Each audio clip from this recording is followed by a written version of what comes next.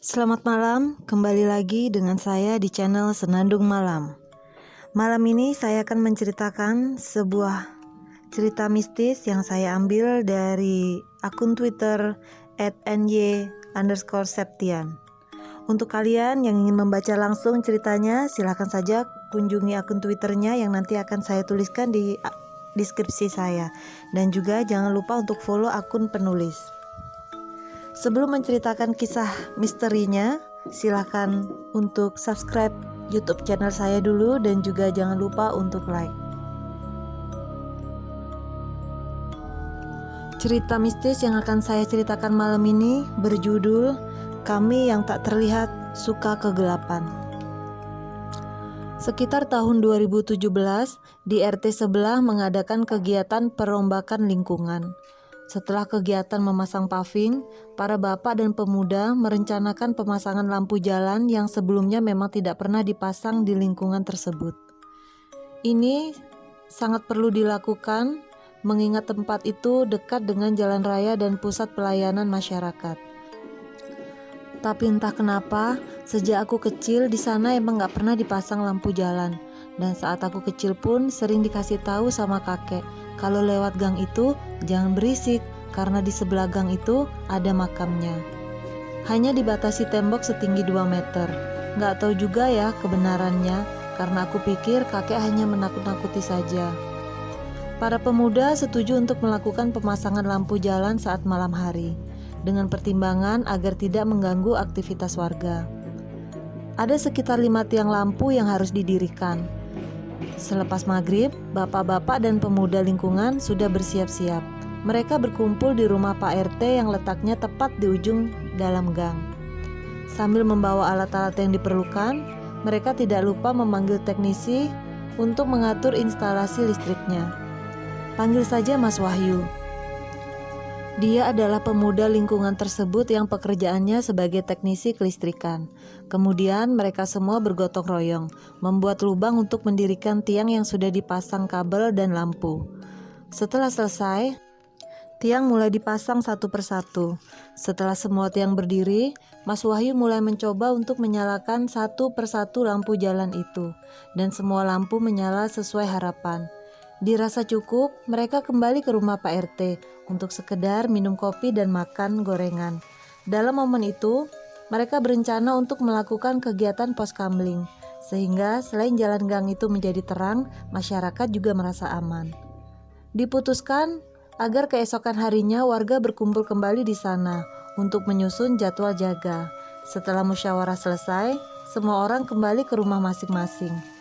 Keesokan harinya, sama seperti kemarin, para bapak dan pemuda kembali berkumpul di rumah Pak RT. Sebelum dilakukan musyawarah, Mas Wahyu berjalan ke arah tiang-tiang lampu untuk menyalakan lampu jalan. Satu persatu lampu menyala sempurna, namun tidak untuk lampu yang keempat. Seolah lampu-lampu ini kekurangan aliran listrik, sering berkedip seperti lampu yang akan mati atau putus. Lalu Mas Wahyu menuju rumah Pak RT. Pak, lampunya seperti ada yang mau putus. Lah, iya kah Mas? Apa? Belum sempat melanjutkan bicara, Pak RT melihat lampu itu tiba-tiba mati. Alah, belum berhenti ngomong, sudah mati Mas. Apa coba diganti bohlamnya? Tanya Mas Wahyu. Gitu juga bisa, jawab Pak RT. Kemudian Mas Wahyu bergegas pulang untuk mengambil sebuah lampu cadangan miliknya. Dengan dibantu warga yang lain, kemudian Mas Wahyu mengganti bohlam lampu tiang keempat tersebut. Setelah diganti, lampu kembali menyala. Semua orang lega dan kembali ke rumah Pak RT untuk membicarakan jadwal jaga pos. Sesampainya di rumah Pak RT, semua orang serius membagi jadwal jaga pos. Namun tiba-tiba lampu di tiang keempat kembali berkedip-kedip. Waduh Mas, kok berkedip lagi ya?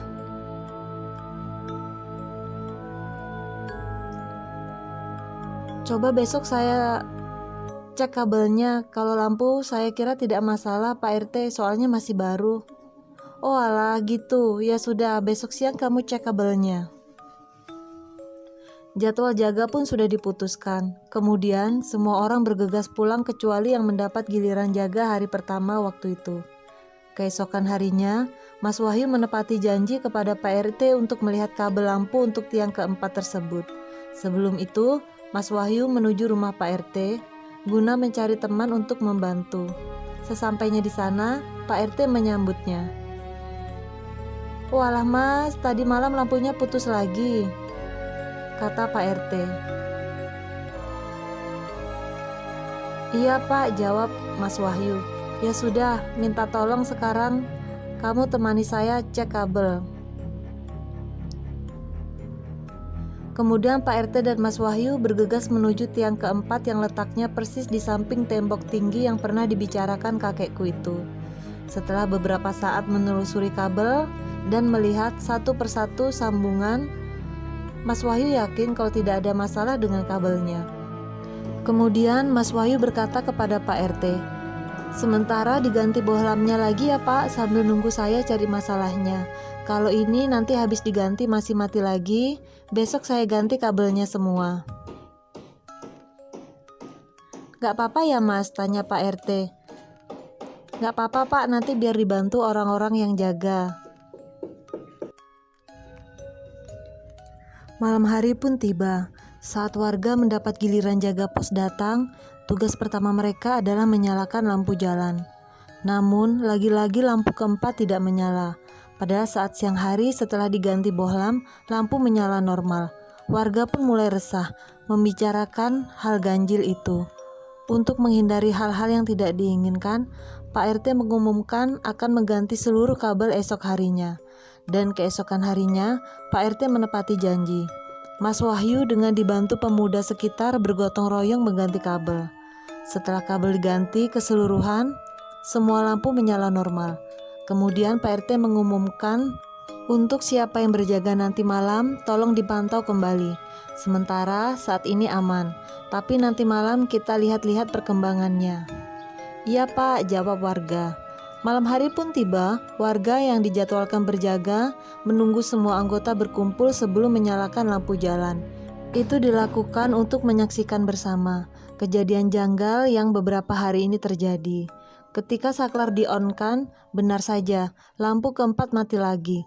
Padahal setelah diganti kabel pada siang harinya, lampu menyala normal. Semua orang kebingungan. Kemudian beberapa warga berpendapat agar besok kembali diganti bohlamnya. Pak RT menyetujui itu. Namun di sisi lain banyak pula warga yang bergunjing bahwa ada yang tidak beres dengan tempat tiang lampu keempat yang sering mati itu. Meski sudah diganti lampu dan kabel, karena sudah banyak warga yang bergunjing, curiga semua ini bukan hal yang wajar. Salah seorang warga bernama Setiawan mengajak Pak RT berbicara secara pribadi. "Pak, saya curiga ini bukan masalah listrik atau lampu. Besok sudah genap 5 hari. Bagaimana kalau dipanggilkan orang pintar?" "Wah, ya boleh Mas, tapi saya harus musyawarah dengan warga dulu ya," jawab Pak RT. "Ya sudah Pak, besok tolong dikabari ya Pak." Kemudian keesok harinya saat sore menjelang, Pak RT sendiri yang menyalakan semua lampu. Sampai di tiang lampu keempat, dengan bismillah Pak RT mencoba menyalakan. Tapi lagi-lagi lampu itu tidak mau menyala. Karena sudah jengkel, Pak RT mengajak warga yang berjaga saat itu untuk berunding. Pak RT mengatakan niat Setiawan kepada mereka, dan tak disangka hampir semua orang yang ada setuju. Akhirnya Pak RT menemui Setiawan. "Mas, ayo berangkat aja," ajak Pak RT. "Jadi, sekarang Pak berangkat?" tanya Pak Setiawan. "Iya Mas, aku sudah jengkel, kamu temui orangnya ya." "Saya berangkat dulu Pak." Kemudian Setiawan bergegas dengan naik sepeda motornya menuju rumah Pak Sudar. Pak Sudar itu adalah orang pintar di desa itu. Sampai di sana, Setiawan langsung mengutarakan maksud tujuannya. "Pak, mohon maaf, saya kesini mau minta tolong." Kemudian Setiawan menceritakan dengan runtut kejadian itu. Kemudian Pak Sudar berkata, "Mas, maaf, minta tolong itu sama Allah," sambil tersenyum. Saya bingung Pak, semua sudah jengkel, butuh solusi ini Pak. Lewat Bapak saya minta tolong. Saya hanya membantu usahanya ya Mas, supaya Yang Maha Esa memberi pertolongan. Setiawan mengangguk, kemudian mereka berdua bergegas menuju rumah Pak RT. Sesampainya di sana, Pak Sudar langsung bertemu dengan Pak RT. Kemudian cepat-cepat menuju tiang lampu keempat. Saat di bawah tiang lampu, Pak Sudar membaca bismillah dan meminta Pak RT ikut berdoa sebisanya. Setelah diam beberapa lama, Pak Sudar terlihat seperti orang sedang mengalami sesak napas dengan tiba-tiba. Pak RT kebingungan, namun tangan Pak Sudar mengisyaratkannya agar Pak RT tenang. Sesaat kemudian, Pak Sudar bangkit dari duduknya dan berjalan perlahan mengelilingi tempat tiang itu berdiri. Namun, lama-lama justru menjauhinya. Menjauh dari tembok setinggi 2 meter yang dulu dianggap kakekku adalah tempat angker. Kemudian Pak Sudar mendekati Pak RT. Pak, mohon maaf, lampu ini sampai kapanpun tetap tidak akan bisa menyala. Walaupun diganti bohlam, kabel, baterai, karena lampu ini berdiri di rumah makhluk halus. Makhluk halus ini saya suruh pergi tidak mau. Waduh, lah saya harus gimana Pak?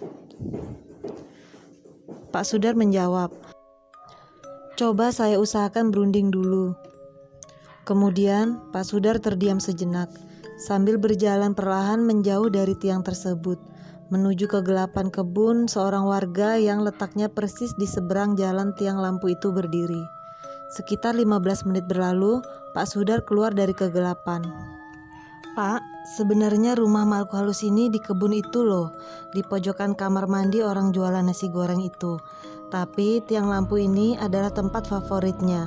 Dia tidak suka tempat terang. Waduh, terus gimana Pak? Tanya Pak RT. Saya tadi sudah komunikasi, tapi sebelumnya saya tegaskan, saya hanya perantara ya Pak, saya bukan orang pintar. Saya tidak bisa menolong, pertolongan hanya dari yang memberi hidup. Iya Pak, jawab Pak RT. Ini tadi saya tanyain, makhluk halus ini tidak mau pindah.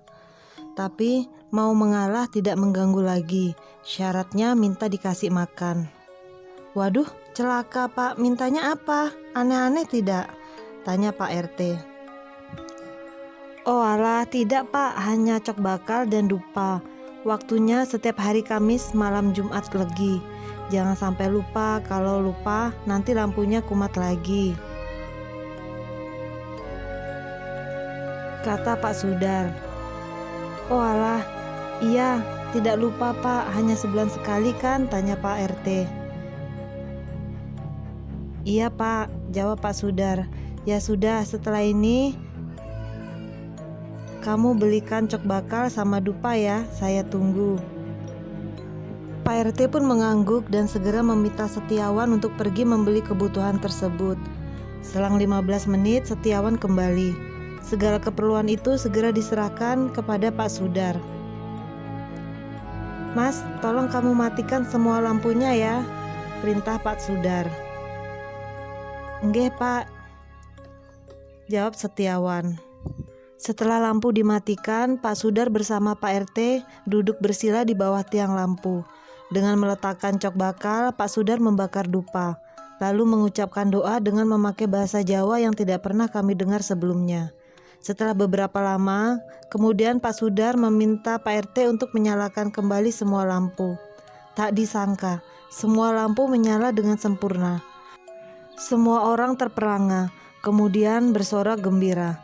Namun, meski lampu sudah menyala, Pak Sudar tidak buru-buru pulang, memastikan bahwa makhluk halus itu menepati janjinya. Benar saja, hingga hampir lewat tengah malam, Pak Sudar ikut berjaga di pos, lampu masih baik-baik saja. Sampai akhirnya Pak Sudar meminta untuk diantar pulang. Hingga sekarang, Pak RT hanya satu kali lupa tidak memberikan cok bakal untuk tiang lampu nomor 4 itu, karena beliau sedang keluar kota. Dan lucunya, lampu keempat itu benar-benar mati karena itu.